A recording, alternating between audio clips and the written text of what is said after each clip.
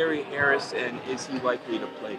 Well, he went through walkthrough. He's going to go through a shooting slot, so it'll still be more of a game time decision. In a situation like this where some of your younger players haven't played extensively in the first 5 games, would you be reluctant to play either Caleb or Anthony? Well, the beauty of our year has been that guys have been out and that guys have stepped up and stepped in. So whoever we decide to put out there, if Gary is available to go or not, those guys will be ready to play. What do you thought of the way that Markel has kind of stepped in, especially the last 2 games, find some gaps and find a way to attack us? I thought he's been great. I thought he's been doing a great job of pushing the pace, getting downhill, finding open shooters for open shots. So I think he's done a really good job. And defensively, just being able to put pressure on guys, using his length and his size to add to his advantage.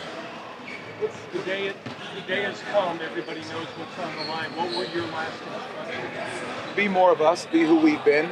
Understanding what guys are capable of doing. Knowing we've been in these moments before. Like we said before this series even started, we had about 3 game 7s. So our ability to recognize the importance and the magnitude of the game. And embrace it and enjoy it and know exactly how we're capable of playing. Down the stretch of Game 5, as great as Paolo, 39 points, it's a lot of points. Could the team have benefited from a little bit more ball movement in the fourth quarter to try and get the defense moving and try and create some additional shots? Well, I always think there's a different balance of how you look at the game and what he's creating. And you talk about some of the body and ball movement. They did a great job of denying him if he would have gotten the ball back. So I think him having the basketball in his hands and making a play is, a lot of the directions that we're going to go. If you look at them and you talk about body and ball movement, they did the exact same thing. They put the ball in Donovan Mitchell's hands and asked him to go make a play. So I think in situations like this is what you're relying on, is that your guys that you've gone to battle with, that they make the right play at the right time. Well, you talked about being in situations like this before and not giving you confidence. I'm just curious, in what ways have you seen similarities in their approach in the lead up to this game that reminds you of kind of how they handle it? Well, there's no wavering in the way in which they approach the game. There's no wavering of any doubt. I think the guys understand what they're capable of doing, how they know they need to play, what they can adjust to from last game, and moving forward with that. So their beliefs in what they've done and how hard they've worked to get to this point, to put themselves in this position and this great opportunity. How special is that the team's beliefs never waver? Well, it's why the group is so special. We've said it over and over again. It's a special group because of what they do believe, that they believe in each other, they believe in the work that they've put in, and they believe and they know exactly how capable they are to accomplish these things. How much of today, everything going on involved in the game, how much of today is just about embracing this moment, kind of living? You have to. I mean, you don't want to look back and say you didn't enjoy this moment, that you didn't embrace the moment of a Game 6 with the opportunity to be pushed to a Game 7. But all we're focused on is Game 6 right now, and that's what you have to know in these games. You give your best in the moment that you're in, not last game, not the game coming up. It's this game right now. Your team forced the Game 7 and what? If we defend the 3-point line, get back in transition, rebound the basketball, and take care of the basketball. Well, in playoff situation, particularly potential elimination game, do you place an extra emphasis on yourself to try to be as loose as you usually are, like in a regular season game? Well, I mean, there's obviously the magnitude of the game is more so, but you want to be the same because you can't ask your guys and your team to approach the game the same way if I'm not. And I think that's so important that I want them to feel that it is an important game, but we got here by being ourselves, and that's what we have to continue to do. You talk so much about Paolo's offense. What about his defense? Looks like he's really elevated his game on that game. I think his ability to sit down and guard some switches, understanding where the tags are coming from, his weak side, low position, him understanding those pieces of the game. He's really making a concerted effort to make sure he's in the right position at the right time, and then just his ability to contest shots with his length and his size, and then again continuing to rebound the basketball. I think we just got to come out. We got to execute. I think we got to feed off the energy of our fans. And, I think in terms of game plan, I think, we got to guard the three-point line a little better than we did last game. And also, I think, clean up some of those 50-50 balls and opportunities that we missed in the last game. Speaking of the fans, talk about the energy you get when you're playing at home and what it does for your team and the way you guys play out there. Yeah, it means a lot and it helps a lot.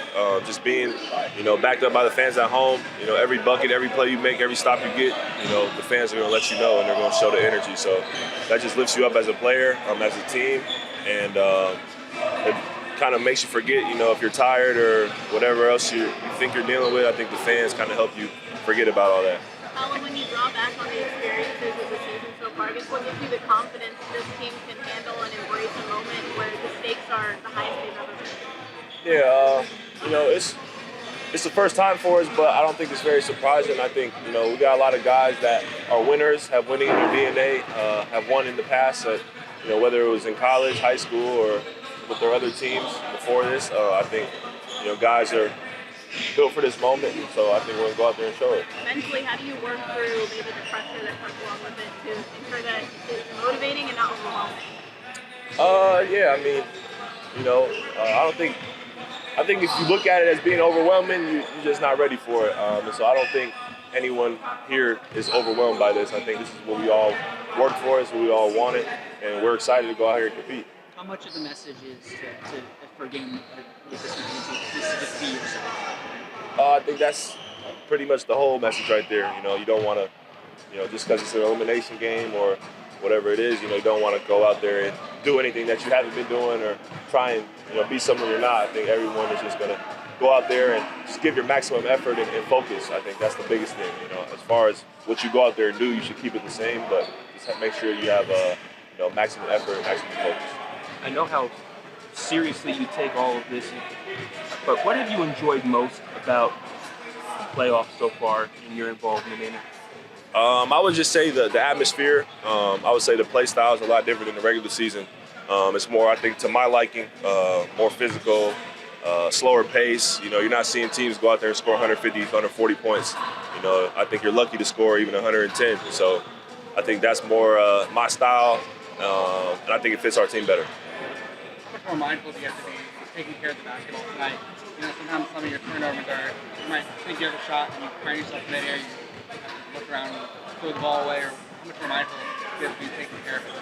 I think, you got to take care of the ball for sure. I think for me, just being aggressive and when I have a shot, just taking it. I think there was one or two plays in the last game where I passed up a shot, so just don't pass up any looks and take what the defense gives me.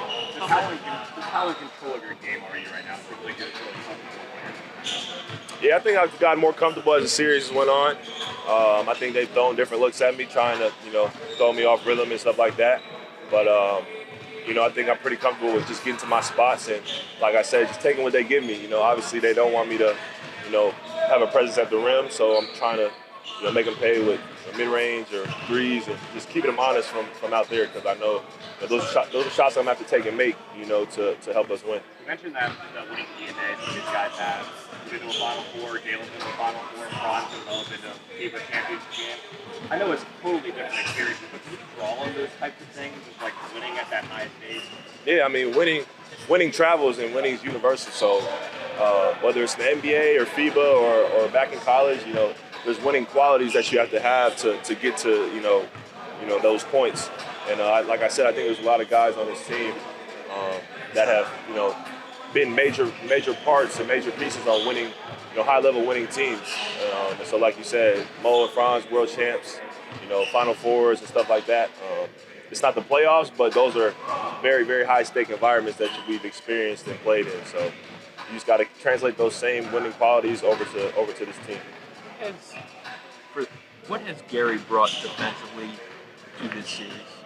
What he always brings, picking up 94, making it hard on the opposing backcourt. I think he just brings a unique blend of strength as a guard, but also quickness, hand speed, and all that stuff. He's a seasoned vet, so he's guarded, the best of the best, and some of the guys that were at the top of their game in their primes, a couple years ago, he's guarded all of them. So he just has that experience, and he brings it every night. I think just continue to play our game. It was a tough game out there, close game. I think our defense, first and foremost, and limit their three-pointers. how much fun? I know how seriously you take this, and your teammates take this. But what's been the most fun part of this first round so far? Definitely the battle, but just being able to experience it. Like, to be playing at this point in the season is not something that you can take for granted. It's a blessing, and we've treated it that way. We played really hard, tried to focus in as much as we can, and so we want to take this thing to 7. So we're ready to play. You talked about the experience and the battle, but you've been there and playing at home. Just describe the feelings that you guys have when you are playing at home and how much you guys feed off of the energy of this arena and what they did for you guys.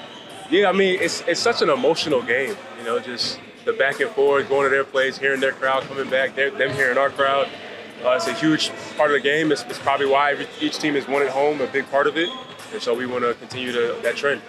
How much is a game like tonight, with all the stakes, and how much is it about just being yourself? And being yourself as a team, being yourself as a player? Yeah, I think all of it. It's the team that's going to be relaxed the most and just play their game and be able to execute and be ready to play.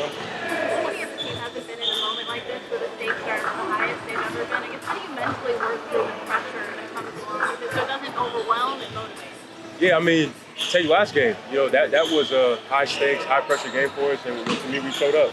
And we were right there down the stretch and, make a few more plays, we win the game. So I don't think this game is necessarily any different in terms of pressure or anything. I think we're ready to play. We've shown that we can compete at a high level in tough games. When you look back at the season, I guess what gives you the confidence that this group will show up? We've done it time and time again. We did it against Milwaukee at home. We've done it, to be down 0-2 and to come here and get 2 games, that speaks to us being ready to play and not allowing ourselves to drown in the theatrics and the pressure and what everybody else is saying. So I think it'll be the same case tonight. Jonathan, it's not usual when someone 6'10" or 7 feet is guarding Darius Garland or like a point guard of his size that's fast. What are your greatest assets that enable you to do so effectively? I think just willing to take the challenge. Just that mindset of if that's who I'm guarding, it's who I'm guarding. I'm trying my best to limit him as much as possible. Try to use my strengths, and against his and see what happens. So I think just first and foremost, the mindset to give it everything that I have and not allow myself to be a liability on defense is what I take pride in. You've obviously kind of played all over the court this series. You're playing some center early on, now playing some guard. How do you mentally prepare? How do you kind of adjust to the different types of players that you're guarding since they're so different in this series? Yeah, I think the basic principles are the same, and then it's just really just what their game calls for. If it's Garland, if it's Mitchell, if it's a big, if it's Mobley, just trying to play to their weaknesses really, and try my best to use my length to limit them, and really I just play. I think I'm not necessarily thinking about like one particular guy I'm guarding. If I switch on to somebody else, I'm just going to guard as best as I can and see what happens.